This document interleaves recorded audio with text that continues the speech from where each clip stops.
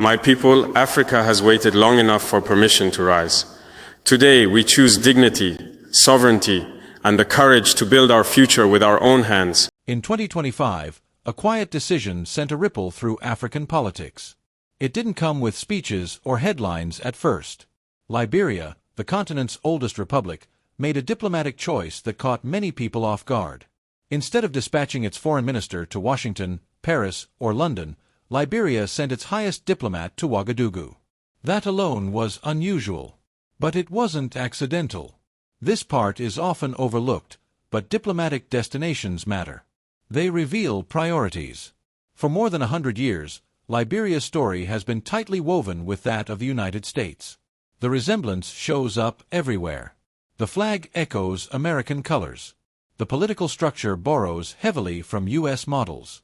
Even daily life reflects it, with the U.S. dollar deeply embedded in the economy. Because of this long history, Liberia has traditionally looked westward when it came time to make serious foreign policy decisions. That's why this visit unsettled so many observers.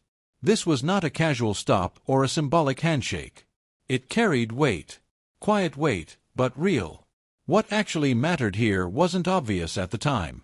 The visit hinted that Liberia was starting to reassess where meaningful cooperation and workable solutions might really come from. Instead of appealing upward to powerful capitals outside the continent, Liberia chose to sit down with another African country and speak on equal footing. That alone broke with habit. For decades, African diplomacy followed familiar routes. Major conversations happened far from African soil. Validation was often sought from former colonial centers. Liberia's move disrupted that routine. It forced people to pause. If a country with such deep Western ties could turn inward and engage Africa directly, then why couldn't others? That single visit suggested something larger. Future conversations about Africa's direction might no longer happen overseas. They might happen at home. Liberia's choice wasn't just about location. It was rooted in history. The country was established in the 19th century by freed African Americans, with strong backing from the United States. From the start, its institutions mirrored American political and economic ideas. For generations, Liberia was viewed as Washington's most reliable ally on the continent. That reputation shaped its behavior. Because of this alignment, Liberia largely stayed on the sidelines of Pan-African movements. While other nations focused on anti-colonial struggle, unity, and resistance, Liberia remained close to U.S. power. For a long time, that closeness was considered an advantage. But over the years, questions began to surface. Quiet at first. Then louder. People started asking uncomfortable things. If Liberia was so closely aligned with powerful Western nations, why did daily life remain so difficult? Why were roads still falling apart? Why were hospitals under-equipped and electricity unreliable and costly? Why were young people struggling to find stable work? Historians still don't fully agree on when this doubt truly set in, but it grew. Choosing Burkina Faso over Washington signaled a willingness to question old loyalties. It wasn't a rejection of the West. That's important to say plainly. It was an acknowledgement that history cannot dictate the future forever. Old alliances are easy to follow. They feel familiar. Sometimes they even feel safe. But they can also quietly limit options. Liberia's decision showed resolve. It suggested that respect doesn't only come from tradition, but from making choices that work in the present. The message extended beyond Liberia itself. It reminded Africa that loyalty should be measured by outcomes, not memory. Partnerships should rest on balance, not dependence. Liberia wasn't withdrawing from the world. It was choosing to stand more firmly on its own ground and look toward Africa for answers. For years, Liberia was promised progress. Aid packages, international partnerships, and diplomatic support were all supposed to translate into development. On paper, the logic made sense. On the ground, the story looked different. The economy remained small and vulnerable. Power supply was unreliable and expensive. Roads were often incomplete. Hospitals lacked basic equipment. Schools were crowded. These weren't abstract problems. They shaped everyday life. Most young Liberians worked informally, selling goods, taking temporary jobs, or relying on family networks. Stability was rare. Even those with education found it hard to secure long-term employment. This created a quiet but deep frustration. People noticed the contradiction. Liberia complied. Liberia stayed loyal. Yet meaningful change didn't arrive. Over time, the gap between promises and reality widened. By 2025, patience had thinned. Speeches no longer satisfied. Isolated aid projects didn't alter the system. People wanted transformation, not just survival. That context matters when looking at the visit to Burkina Faso. It wasn't about imitation. It was about observation. About learning from African responses rather than waiting for solutions from outside.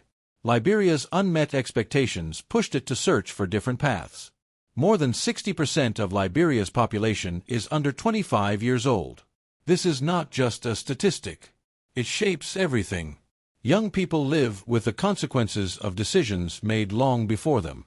They grew up after the Civil War, raised on promises that peace and democracy would open doors. Many of those doors never did. This generation feels stalled.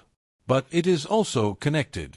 Through phones and media, young Liberians see what's happening elsewhere on the continent. They watch other countries test new ideas. They ask hard questions. Why remain dependent if alternatives exist? Why keep waiting? This frustration isn't random or reckless.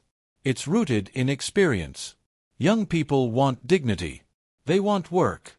They want futures that don't require dangerous journeys abroad. When Liberia reached out to Burkina Faso, many young people understood immediately what it symbolized. To them, it looked like bravery, a choice to break routine. This kind of disillusionment is often misunderstood. It's not destructive by default. It can be a force for change. It pressures leaders. It opens new discussions. And it may end up shaping Africa's future more than any policy paper. For a long time, Burkina Faso was portrayed in a narrow way by international media. For unstable, unsafe, a country seen as dependent on foreign troops and supervision. Outside Africa, few people knew much more than the headlines. That image began to shift after Captain Ibrahim Traore came to power. He didn't arrive with polished language or elaborate diplomatic messaging. His approach was blunt. Burkina Faso, he said, had to rely on itself. Instead of leaning on foreign soldiers, the government reorganized its own military. Instead of waiting for aid, it called on citizens to take part in rebuilding the nation. Many observers were skeptical. Some said it couldn't work. Others argued it should have happened long ago. Slowly, something changed. People across Africa began paying attention. Not because Burkina Faso suddenly became wealthy, but because it showed confidence. It stopped apologizing for wanting control over its future. That shift mattered to Liberia. Here was a country with fewer advantages, fewer allies, and harsher conditions, trying to reclaim agency. The contrast was striking. Burkina Faso was no longer just framed as a problem. It became a symbol. Proof that Africa didn't have to accept the labels placed on it. Security has long been one of Africa's deepest wounds. In the Sahel, extremist violence expanded for years, even with foreign forces present. Instead of improving, conditions deteriorated. Burkina Faso made a controversial choice. It asked foreign troops to leave and took responsibility for its own security.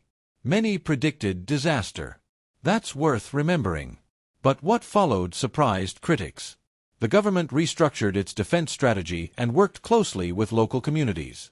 People were no longer passive observers. Villages shared information. Communities supported local defense groups. Within a few years, nearly 70% of territory once held by militant groups was reclaimed. It wasn't perfect. Violence didn't disappear.